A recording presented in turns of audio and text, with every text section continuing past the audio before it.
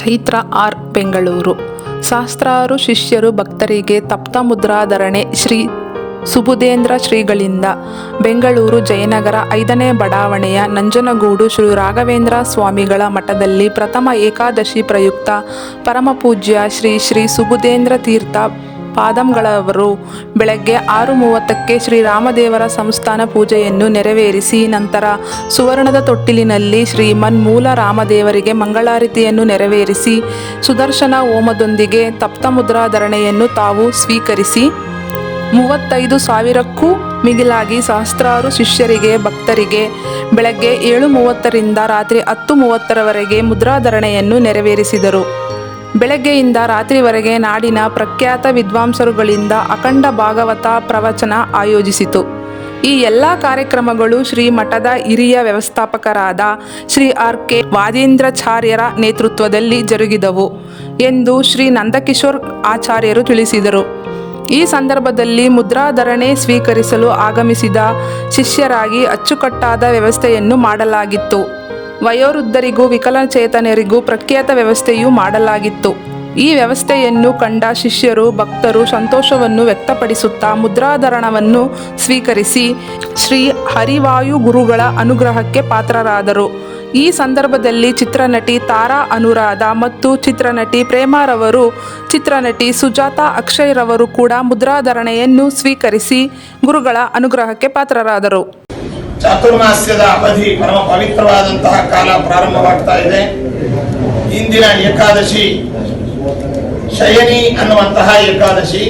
ಭಗವಂತ ಇಂದಿನಿಂದ 4 ತಿಂಗಳುಗಳ ಕಾಲ ಯೋಗ ನಿದ್ರೆಯಲ್ಲಿ ಅವನು ಆಸೀನನಾಗಿರ್ತಾನೆ. ಅಂತಹ ಯೋಗ ನಿದ್ರಾರೂಢನಾದಂತಹ ಪರಮಾತ್ಮನನ್ನ ನಾವು ಪ್ರಾರ್ಥಿಸುತ್ತಾ ಅವರ ಪ್ರೀತಿಗೋಸ್ಕರವಾಗಿ ಶಾಸ್ತ್ರ ಮತ್ತು ವೇದ ಪುರಾಣ ಇತಿಹಾಸಗಳಲ್ಲಿ ಹೇಳಿದ ರೀತಿಯಲ್ಲಿ ನಮ್ಮ ದೇಹದ ಶುದ್ಧಿಗೋಸ್ಕರವಾಗಿ ಏನು ಪಂಚ ಸಂಸ್ಕಾರಗಳಲ್ಲಿ ಒಂದಾದಂತಹ ತಾಪ ಸಂಸ್ಕಾರ ಎಂಬುದಾಗಿ ಹೇಳಿದ್ದಾರೆ. ಅಂತಹ ತಾಪ ಸಂಸ್ಕಾರ ಅಂದರೆ ಸುದರ್ಶನ ಮಂತ್ರದಿಂದ ಹೋಮವನ್ನು ಮಾಡಿ ಆ ಅಗ್ನಿಯಲ್ಲಿ ತಪ್ತವಾದಂತಹ ಭಗವಂತನ ಆಯುಧವಾದ ಚಕ್ರ ಶಂಖಗಳನ್ನ ನಮ್ಮ ಬಲ ಎಡಭುಜಗಳಲ್ಲಿ ಮಾತ್ರ ಧಾರಣೆ ಮಾಡಿಕೊಂಡು ಶ್ರೀಮದ್ ಆಚಾರ್ಯರು ಏನು ಹಾಕಿಕೊಟ್ಟಿದ್ದಾರೆ ಆ ಸಂಪ್ರದಾಯದ ಹಿನ್ನೆಲೆಯಲ್ಲಿ ನಮ್ಮ ಶ್ರೀಮಠದ ಶಿಷ್ಯರು ಭಕ್ತರು ಎಲ್ಲರೂ ಕೂಡ ಬಲ ಎಡಭುಜಗಳಲ್ಲಿ ಮಾತ್ರ ಈ ಯಾವ ಚಕ್ರ ಶಂಖಗಳನ್ನು ಧಾರಣೆ ಮಾಡಿಕೊಂಡು ನಮ್ಮ ದೇಹವನ್ನು ಶುದ್ಧಿ ಮಾಡಿಕೊಂಡು ತನ್ಮೂಲಕವಾಗಿ ಈ ಚಾತುರ್ಮಾಸ್ಯ ವ್ರತಕ್ಕೆ ನಮ್ಮ ದೇಹವನ್ನು ಅಣೆ ಮಾಡಿಕೊಂಡು ಈ ಚಾತುರ್ಮಾಸ್ಯದಲ್ಲಿ ಹೇಳಿದಂತಹ ಅನೇಕ ವ್ರತ ನಿಯಮಗಳು, ದಾನ ಧರ್ಮಗಳು, ಉಪವಾಸಗಳು ಭಗವತ್ ಪ್ರೀತಿಗೋಸ್ಕರವಾಗಿ ನಾವು ಆಚರಿಸಿ ಪುನೀತರಾಗಬೇಕು. ಅಂತಹ ಪರಮ ಪವಿತ್ರವಾದಂತಹ ಶಯನಿ ಏಕಾದಶಿ ಇದು ತಪ್ತಮುದ್ರಾಧಾರಣೆ ಅನ್ನುವಂತಹದ್ದು ಶಾಸ್ತ್ರ ಸಮ್ಮತವಾಗಿರ್ತಕ್ಕಂಥದ್ದು, ಸಂಪ್ರದಾಯ ಸಮ್ಮತವಾಗಿರ್ತಕ್ಕಂಥದ್ದು. ಇವುಗಳು ನಾವು ಅವಶ್ಯವಾಗಿ ಧಾರಣೆ ಮಾಡಬೇಕು. ಈಗ ನಾವು ತೋರಿಸ್ತಾ ಇರುವಂತಹ ಮುದ್ರಿಕೆಗಳು ನಮ್ಮ ಶ್ರೀಮಠದ ಪ್ರಾಚೀನ ಪರಂಪರಾಗತವಾದಂತಹ ಶ್ರೀಮದ್ ಆಚಾರ್ಯರಿಂದ ಲಬ್ಧವಾದ ಪದ್ಮನಾಭ ತೀರ್ಥರು, ಜಯತೀರ್ಥರೇ ಮೊದಲಾದಂತಹ ಯತಿವರೇಣ್ಯರುಗಳಿಂದ ಧಾರಣೆ ಮಾಡಿಸಿರತಕ್ಕಂತಹ ಅವರಿಂದ ಅವರ ಕರ ಕಮಲಗಳಿಂದ ಸ್ಪೃಷ್ಟವಾದಂತಹ ಈ ಯಾವ ಪರಮ ಪವಿತ್ರವಾದಂತಹ ಮುದ್ರಿಕೆಗಳು, ಚಕ್ರ ಶಂಖಗಳು. ಇದು ಸುವರ್ಣ ಮುದ್ರಿಕೆ. ಪ್ರಾಚೀನ ಕಾಲದಿಂದಲೂ ಮಠದಲ್ಲಿ ಶ್ರೀಮದ್ ಆಚಾರ್ಯರಿಂದ ಕೊಡಮಾಡಲ್ಪಟ್ಟಂತಹ ಮುದ್ರಿಕೆಗಳನ್ನ ಕಾಲಕಾಲದಲ್ಲಿ ಅದಕ್ಕೆ ಕಾಯಕಲ್ಪವನ್ನು ಮಾಡುವ ಜೊತೆಯಲ್ಲಿ ಅದನ್ನ ವಿಶೇಷವಾಗಿ ಶ್ರೀಮಠದಲ್ಲಿ ಆರಾಧಿಸ್ತಾ ಬಂದಿದೆ.